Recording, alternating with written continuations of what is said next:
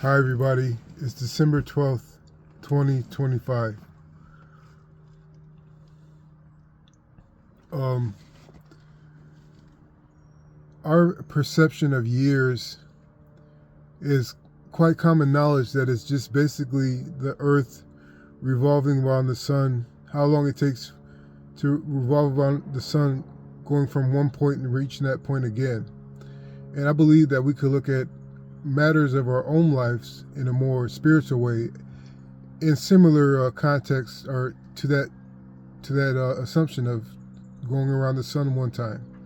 And what by that I mean, like, we have years of experience with different things. So going around uh, being lonely and coming back to the same point, that could be a year, which literally happened in a matter of a day.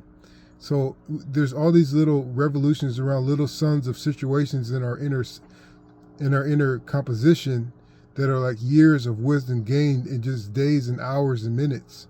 So what I'd like to do is I like to treat every year of a spiritual experience internally as a birthday to revitalize my thirst for life, my thirst for wisdom in my life.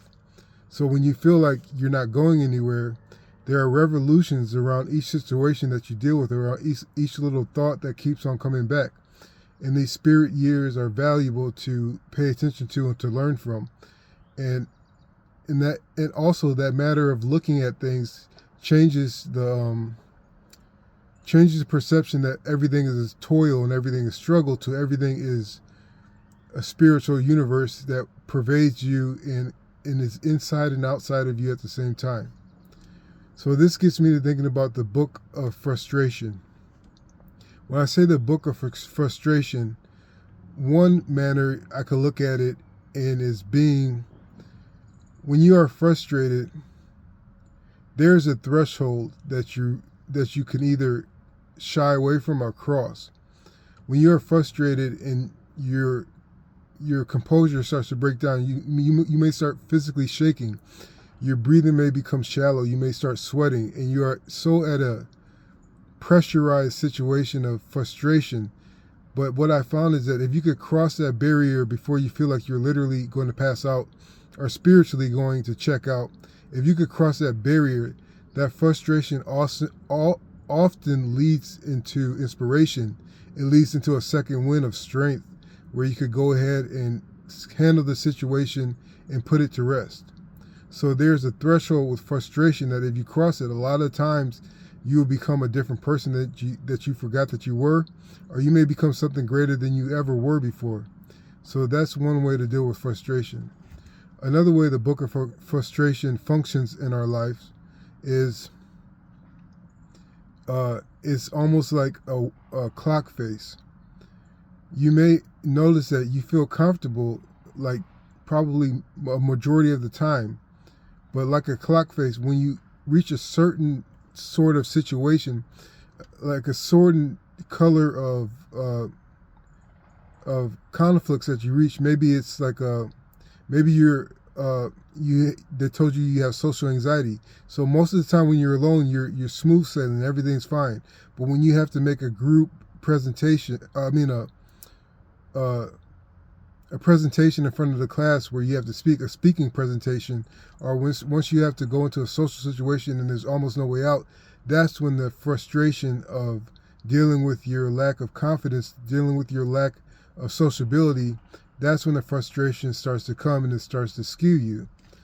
And it's like a clock face. Every time you get to that point in your life, it always starts to annoy you and to upset you. And so that is one of the clearest ways to determine what you need to work on, where your next leveling up comes from, where your next triumph comes from. It comes from dealing with that certain hour on a clock face of frustration. So what I would say is, next time it comes around, try to be open to it, trying to be enthusiastic about dealing with it, and then maybe your clock face will open up, and the next hour that frustrates you will be your next stepping stone to growth. And I guess another way the book of frustration comes into our life is freedom.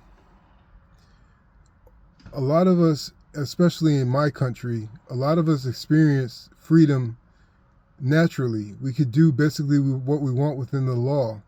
We could go to bed and not go to work and still face no trouble. We could leave our car in the street and don't worry about most of the time don't worry about it not being there. Like, we are free and we have it easy sometimes. But when the frustration comes with freedom, it's like when you are imprisoning yourself, when you are stopping yourself from achieving or attempting to achieve what you want, and you feel like this burden of captivity is placed upon you by some spiritual structure, by some unseen thing, or by some flaw in you that you just can't get rid of, and you don't believe you placed it there. You believe it was put upon you by some sort of entity. And so frustration with the lack of freedom has to be approached in a certain manner to make any headway. And when I felt a lack of freedom for myself, I found that it was my aversion to pain, my aversion to failure, my aversion to being wrong was usually keeping me in captivity. So you have to see what structures and emotions come into the viewpoint of your mind when you feel there's a lack of freedom. So when you're frustrated by certain things that impede you, try to break them down and understand. So once you gain an understanding, you realize that the way is actually wide open, but you have blinders on your eye that makes you see chains and gates and fences keeping you away. So once you have an understanding of your limitations that you put upon yourself, or that you let limit you, which you don't have to, that understanding will free you, and it will get rid of that frustration. So I hope this helps. Thank you.